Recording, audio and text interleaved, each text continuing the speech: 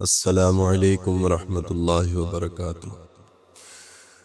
تو دوستو، جیسے میرے آقا کی ولادت میں عبرتیں ہیں، آقا کی جوانی میں دوستو نصیحتیں ہیں، آقا کے غزوات میں درس ہیں، اسی طرح دوستو آقا صلی اللہ علیہ وسلم کے سفر آخرت میں بھی ہمارے لیے بہت سارے اسباق پوشیدہ ہیں، اور سبق حاصل کرنے کی نیت ہی سے نبی کی سیرت دوستو سننی اور سنانی چاہیے۔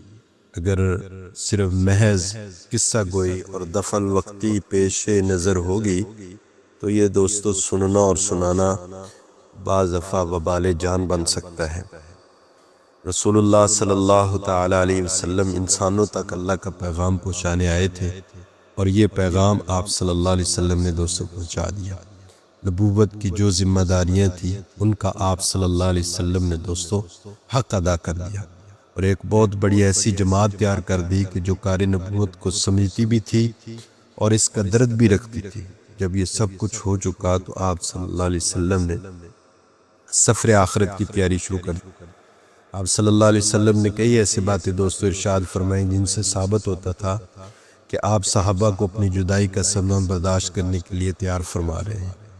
ویسے غزوہ احد میں جب آپ کی شہادت کی افواہ پھیل گئی تھی، جس نے صحابہ کو حواس باختہ کر دیا تھا دوستو، اور پھر ان کی تسلی کے لیے سورۃ آل عمران کی آیت 144 جو نازل ہوئی تھی دوستو، وہ آیت بھی اسی ذہنی تیاری کا دوستو ایک حصہ تھی، کیونکہ اس آیت کریمہ میں یہ واضح کر دیا گیا تھا کہ ایک نہ ایک دن اللہ کے نبی بھی دنیا سے جانے والے ہیں۔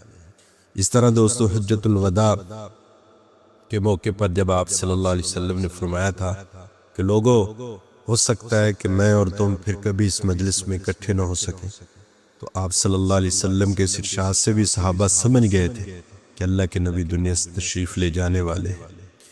تو اسی سنا میں دوستو جب سورۃ نصر نازل ہوئی، جس میں اللہ تعالیٰ نے آپ صلی اللہ علیہ وسلم سے خطاب کرتے ہوئے ارشاد فرمایا، اذا جاء نصر اللہ والفتح ورأيت الناس يدخلون في دين الله افواجا فسبح بحمد ربك واستغفر انه كان توابا۔ جب اللہ کی مدد اور فتح آ جائے اور تو لوگوں کو اللہ کی دین میں جوگ در جوگ آتا آپ دیکھ لیں تو آپ اپنے رب کی تسبیح کرنے لگ جائیے، اللہ تعالیٰ کی حمد کیجئے اور اپنے رب کی تعریف کیجئے اور اس سے مغفرت کی دعا کیجئے، بے شک وہ بڑا ہی توبہ قبول کرنے والا ہے۔ حضرت عبداللہ ابن عباس رضی اللہ تعالیٰ عنہ فرماتے ہیں کہ آپ صلی اللہ علیہ وسلم نے فرمایا، اس صورت میں میری وفات کی خبر دی گئی ہے۔ حضور اکرم صلی اللہ علیہ وسلم تو پہلے ہی بہت زیادہ دوستو عبادت اور بہت زیادہ ذکر و استغفار کیا کرتے تھے، لیکن جب آپ کے سفر آخرت کا وقت قریب آ گیا دوستو، تو اب آپ کا اکثر وقت تسبیح اور استغفار ہی میں گزرتا تھا۔ آپ ہر سال رمضان میں 10 دن کا اعتکاف کرتے تھے، لیکن زندگی کے آخری رمضان میں آپ نے دوستو 2 اعتکاف فرمائے۔ جبریل علیہ السلام ہر رمضان میں آ کر آپ کے ساتھ قرآن مجید کا دور فرمایا کرتے تھے، لیکن اس سال ایک کی بجائے 2 بار جبریل تشریف لائے۔ تو میرے دوستو، اللہ کے نبی مغفور و مرحوم تھے، مصفى و مزکہ تھے، بخشے بخشائے تھے، لیکن اس کے باوجود وفات سے قبل آپ صلی اللہ علیہ وسلم نے ذکر و عبادت میں دوستو اضافہ فرما دیا تھا۔ ہم جو سراپا گناہوں میں دوستو ڈوبے ہوئے ہیں، ساری زندگی اللہ کے حکموں کو توڑنے اور شیطان کو خوش کرنے میں رہتے ہیں، ہماری بال دوستو سفید ہو جاتے ہیں، کمر جھک جاتی ہے، صحت ساتھ چھوڑ جاتی ہے، بنائی گویائی اور سنوائی ہر چیز میں دوستو فتور آ جاتا ہے، لیکن پھر بھی ہمیں آخرت کی فکر نہیں ہوتی۔ کتنے ہی بدقسمت ہیں جو اپنا بڑھاپا لغویات اور فضولیات میں دوستو گزار دیتے ہیں۔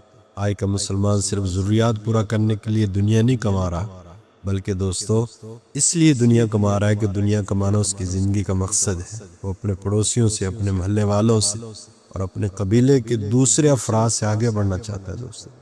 وہ ایسا مکان بنانا چاہتا ہے جو سب سے اعلیٰ، وہ ایسی گاڑی خریدنا چاہتا ہے دوستو جو سب سے اچھی، اپنے بچوں کو ایسے اسکولوں میں داخل کرانا چاہتا ہے جن کی فیس سب سے زیادہ ہو، وہ شادی بیاہ پر دوستو اتنا خرچ کرنا چاہتا ہے کہ لوگوں کی نظریں اٹھی کی اٹھی رہ جائیں۔ وہ ایسے محلے میں رہنا چاہتا ہے جہاں کوئی غریب نہ رہتا. اسی تنافس اور دوڑ نے دوستو ہمیں بے سکون کر کے رکھ دیا اور بے قرار کر کے رکھا ہوا ہے. اور اللہ کے نبی نے اس فتنے کی اور ہماری قلبی روگ کی نشاندہی پہلے فرما دی تھی. دوستو شہدائے احد سے ملاقات کے بعد ایک رات آپ جنت البقیع تشریف لے گئے اور وہاں مدفون مسلمانوں کے لیے خوب دعائیں فرما کر انہیں بھی خوشخبری سنائی. انا بکم صلاحقون، کہ بے شک ان قریب ہم بھی تمہارے پاس آنے والے. جنت البقیع سے دوستو واپسی پر آپ صلی اللہ علیہ وسلم کی بیماری کا آغاز ہو گیا، اور جب بیماری بڑھ گئی تو آپ صلی اللہ علیہ وسلم نے تمام ازواج مطہرات کو حضرت میمونہ رضی اللہ تعالی عنہ کے گھر جمع فرما کر ان کے سامنے اپنی اس خواہش کا اظہار کیا کہ میں بیماری کے دن عائشہ کے گھر گزارنا چاہتا ہوں. تمام ازواج نے دوستو خوشی سے اجازت دے دی. آپ کل 13 یا 14 دن بیمار رہے اور ان میں سے 11 دن تک مسجد میں آ کر خود نماز پڑھتے رہے. تو دوستو آخر جو ہوتا ہے نا، یہ بڑا ہی انتہائی انسان کا آخر اچھا ہونا چاہیے. حدیث پاک میں بھی آتا ہے انما الاعمال بالخواتیم، اعمال کا دار و مدار خاتمے پر ہے. دوستو تو اللہ کے نبی جیسے اللہ کے نبی کو اللہ پاک نے فرمایا آخری وقت میں فسبح بحمد ربک واستغفر. تو دوستو اگر ہم اپنا اینڈ اچھا نہیں کریں گے تو کب کریں؟ اس لیے ہمیں بھی چاہیے کہ ہمیں پتہ نہیں ہمارا اینڈ کب ہے، تو اس اینڈ کا جب پتہ نہیں ہے تو اس سے پہلے دوستو ہم اس کی تیاری کریں. ہم بھی توبہ استغفار ہر وقت اللہ کے سامنے کرتے رہے. اللہ تعالیٰ مجھے آپ کو عمل کرنے کی توفیق عطا فرمائے.